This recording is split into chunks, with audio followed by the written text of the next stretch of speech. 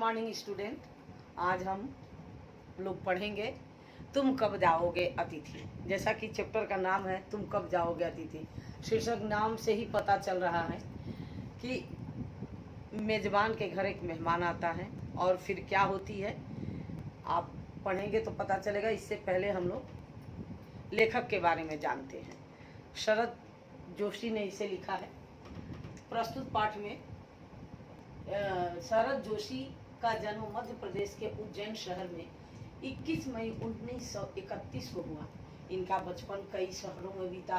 कुछ समय तक यह सरकारी नौकरी में रहे, फिर इन्होंने लेखन को ही आजीविका के रूप में अपना लिया।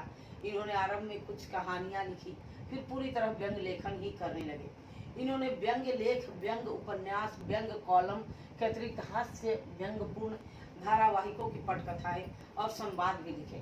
हिंदी व्यंग को प्रतिष्ठा दिलाने वाले प्रमुख व्यंगकारों में शरद जोशी भी एक है।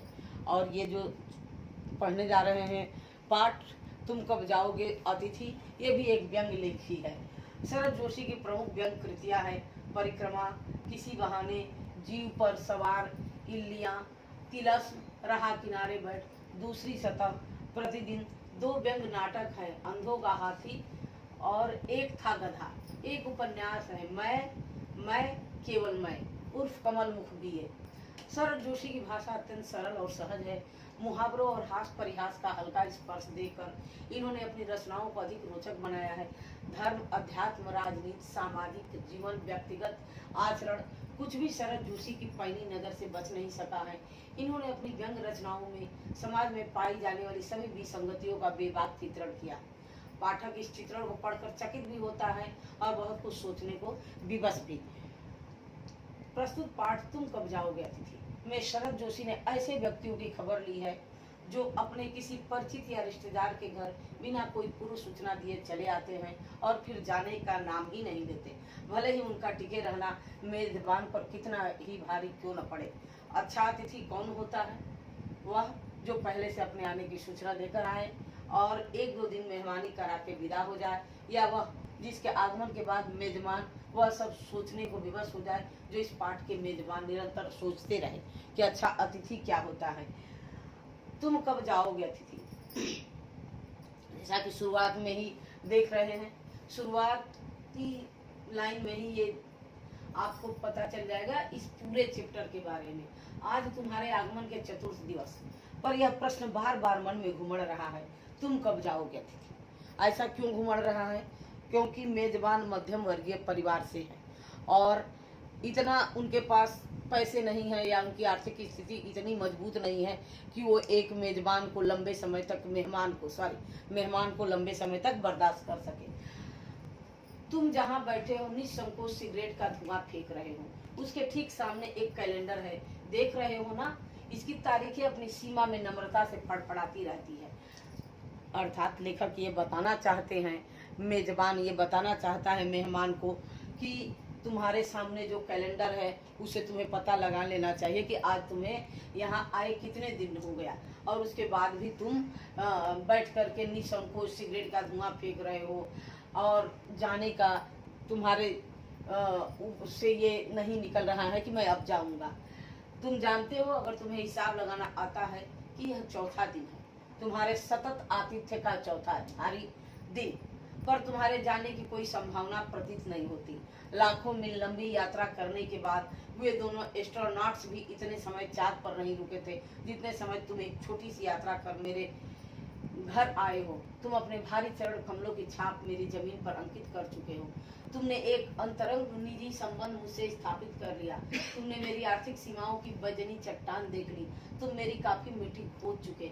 अब तुम लौट जाओ अतिथि। तुम्हारे जाने के लिए उच्च समय अर्थात हाई टाइम है। क्या तुम्हें तुम्हारी पृथ्वी नहीं पुकारती? मतलब मेजबान इतना ज्यादा मेहमान से परेशान हो गया है, फिर भी मेहमान को उसकी परेशानी का जरा सी भी चिंता नहीं है और वो उसके घर में, मेजबान के घर में बैठे आराम से रोटी तोड़ रहा है और जाने का नाम नहीं ले रहा है, जिसकी वजह से मेजबान की जो ये बातें हैं वो उसकी अंतरात्मा से वो अंदर अंदर ये बातें कह रहा है। लेकिन कुछ हमारे भारतीय संस्कृत में ये परंपरा है कि मेहमान को हम देवता मानते हैं, अतिथि देवो भव। और मन में कितनी ही बातें क्यों ना आए, हम जल्दी से मुंह पर वो बात नहीं आने देते या सामने वाले को कह नहीं पाते। भले ही अनेक समस्याओं और परेशानियां आए, लेकिन इंतजार करते रहते कि शायद ये जो परेशानी है ये बीत जाए, ये समय जो है वो चला जाए।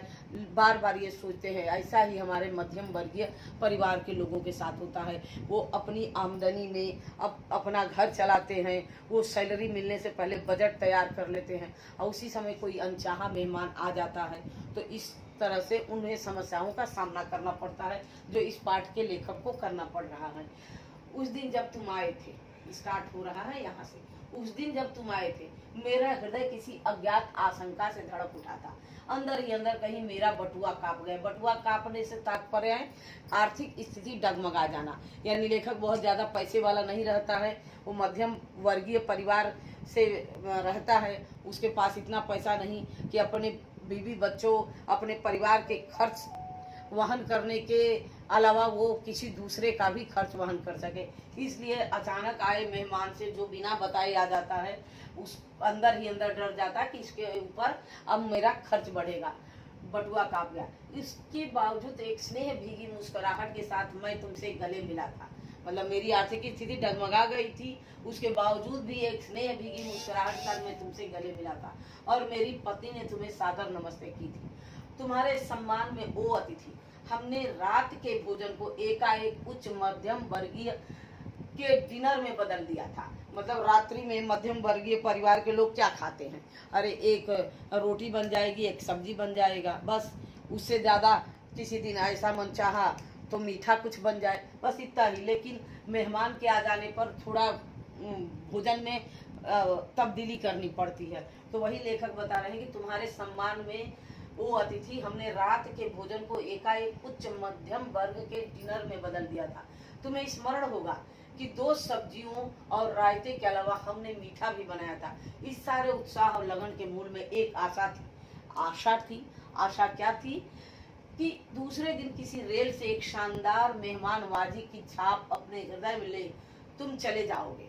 हम तुमसे रुकने के लिए आग्रह करेंगे। जैसा कि स्वभावतन होता है, कोई आता है तो अनेक परेशानियां होती है, काम बिगड़ता रहता है, ये सोचते हैं कि ये चले जाएं तो ये काम करेंगे, लेकिन फिर भी आदत अनुसार आदमी कह देता है कि अरे रुकिए रुकिए। वही बात इस लेखक के साथ भी होता है।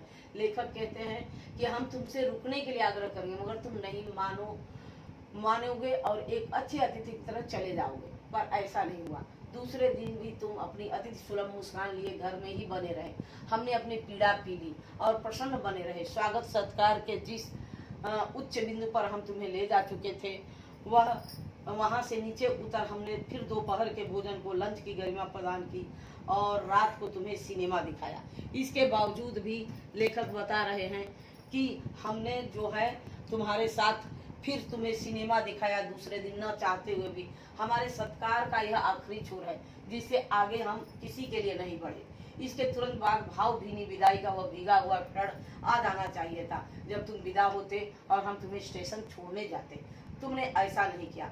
तीसरे दिन की सुबह तुमने मुझसे कहा, अब ध्यान दीजिए, मतलब लेखक चाह रहे थे कि अतिथि चला जाए। उनकी पत्नी भी इंतजार कर रही थी कि अतिथि चला जाए, और वो इसी इंतजार में थे कि आज अतिथि जरूर कहेगा कि अब मैं जाना चाहता हूँ, क्योंकि ऑलरेडी 2 दिन बीत चुके थे। अतिथि को उन्होंने दूसरे दिन सिनेमा भी दिखाया। अब ये औपचारिकता, बस अतिथि जाने को कहता और ये लोग उसे मना करते हुए भी स्टेशन छोड़ने जाते। तो वही कह रहे हैं, तीसरे दिन की सुबह तुमने क्या कहा? मुझसे कहा, मैं धोबी को कपड़े देना चाहता हूँ। यह आघात अप्रत्याशित था। अप्रत्याशित मतलब अचानक चोट लग जाना, क्योंकि जिसकी संभावना व्यक्ति नहीं करता है कि भाई ऐसा हो सकता है, लेकिन अतिथि ने ऐसा किया। उसने कहा कि मैं धोबी को कपड़े देना चाहता हूँ। यह आघात अप्रत्याशित था और इसकी चोट मार्मिक थी, मतलब हृदय को छू गई। तुम्हारे सामीप्य की बेला इकाइयों को रबर की तरह खींच जाएगी, इसका मुझे अनुमान न था। रबर को जितना खींचो वो बढ़ता ही जाता है। उसी तरह से मेहमान के आतिथ्य की जो है मेहमान नवाजी बढ़ती ही जा रही थी, इसका मुझे अनुमान न था। पहली बार मुझे लगा कि अतिथि सदैव देवता नहीं होता। जैसा कि हमारे शुरू में ही मैंने कहा कि भारतीय संस्कृति में अतिथि देवो भव, ऐसा हम मानते हैं। लेकिन अब लेखक कह रहे हैं कि अतिथि सदैव देवता नहीं होता, वह मानव और थोड़े अंशों में राक्षस भी हो सकता है। किसी लॉन्ड्री पर दे देते हैं। अब लेखक को अभी भी आशा है कि लॉन्ड्री का नाम लेंगे जल्दी धुल जाएगा, यानी हम ये इशारा करेंगे अब तुम्हें चले जाना चाहिए। किसी लॉन्ड्री पर दे देते हैं, जल्दी धुल जाएंगे। मैंने कहा, मन ही मन एक विश्वास पल रहा था कि तुम्हें जल्दी जाना है। कहाँ है लॉन्ड्री? चलो चलते हैं, मैंने कहा और अपनी सहज बनियान पर औपचारिक कुर्ता डालने लगा। ध्यान दीजिए, अब लॉन्ड्री पर जाएंगे तो समय तो लगेगा ही, तो फिर हम लॉन्ड्री पर चलते हैं। छोटा सा ब्रेक के बाद अगले वीडियो में फिर हम इस पाठ को लेकर आएंगे। धन्यवाद।